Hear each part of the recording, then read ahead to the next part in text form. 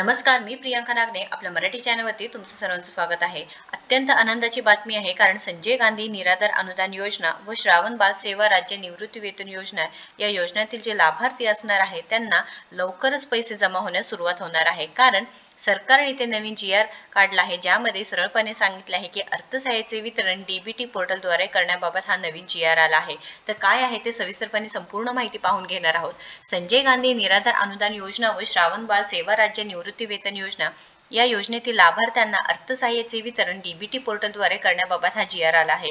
7 February 2025 रोजी हा GR आला आहे. तर महाराष्ट्र शासनांतर्गत हा GR आला आहे. तर बऱ्याच जणांचे पैसे अडकून राहिले होते, पैसे आले नव्हते, पण आता त्यांचे डिसेंबर व जानेवारीचे पैसे लवकरच आता त्यांच्या खात्यामध्ये जमा करण्याबाबत हा GR आला आहे. तर इथे 601 कोटी रुपये सरकारने जो GR मध्ये सांगितलं आहे, तुम्ही पाहू शकता की 610 कोटी एवढ्या निधीची आवश्यकता होती, ती निधी तुम्हाला पाठवण्यात आली आहे. तर याबाबत प्रस्तावना काय आहे?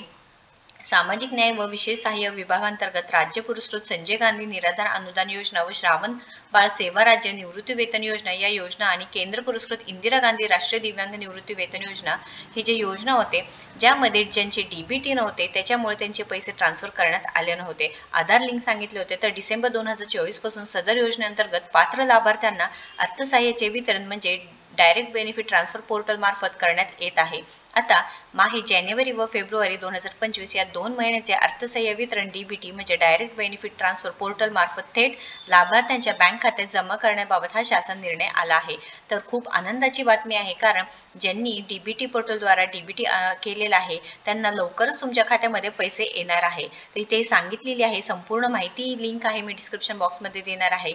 एकूण जे लाभार्थी आहे त्यांची संख्या सुद्धा सांगितली आहे की 19 लाखापेक्षा जास्त लाभार्थी आहे, त्यांना हे पैसे वितरित करण्यात येणार आहे. तर यामध्ये आधार व्हॅलिडेटची जी काही संख्या आहे ते सांगितलेले आहे. त्यानंतर इथे खर्च किती आहे त्याची माहिती सांगितलेली आहे. ही योजना अंतर्गत जे लाभार्थी आहे, ज्यांचे पैसे अडकून राहिले होते, ज्यांना पैसे मिळाले नाहीत, त्यांचे पैसे आता लवकरच तुमच्या खात्यामध्ये जमा होणार आहे.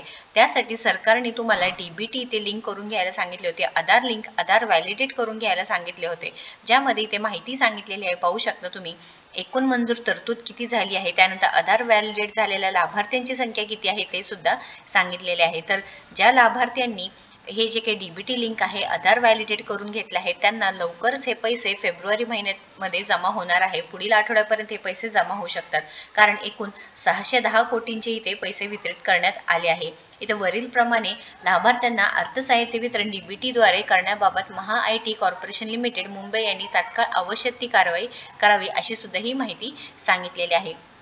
तर DBT पोर्टल ऑन बोर्ड राबविण्यात सर्व जिल्हाधिकारी आणि पुनश्चित करण्यात येत आहे. DBT पोर्टलवर on board plus Aadhaar validate न झालेल्या कारणास्तव यापुढे लाभार्थ्यांना अर्थसहाय्य न मिळाल्यास याची सर्वस्वी जबाबदारी संबंधित जिल्हाधिकारी यांची राहील, हे सुद्धा दक्षता घेण्यात यावी, हे सुद्धा सांगितलेलं आहे. निराधार अनुदान योजना व श्रावण बाळ सेवा राज्य निवृत्ती वेतन योजना अंतर्गत जे लाभार्थी आहेत त्यांच्यासाठी अत्यंत आनंदाची बातमी आहे, कारण 610 कोटीचे जे पैशाची तरतूद आहे ते करण्यात आले आहे, वितरण करण्यात आले आहे. त्याबाबत हे GR सुद्धा काढण्यात आला आहे. त्यामुळे आतापर्यंत जे पैसे मिळाले नव्हते आता लवकरच तुमच्या खात्यामध्ये जमा होणार आहे. या रिलेटेड काही अडचण असेल, प्रश्न असतील तर नक्कीच कमेंट बॉक्समध्ये विचारा. व्हिडिओ जर आवडला असेल तर जास्तीत जास्त शेअर करा, कारण आनंदाची बातमी आहे. अशाच महत्त्वपूर्ण माहितीसाठी आपल्या चॅनलला नक्कीच सबस्क्राईब करून ठेवा.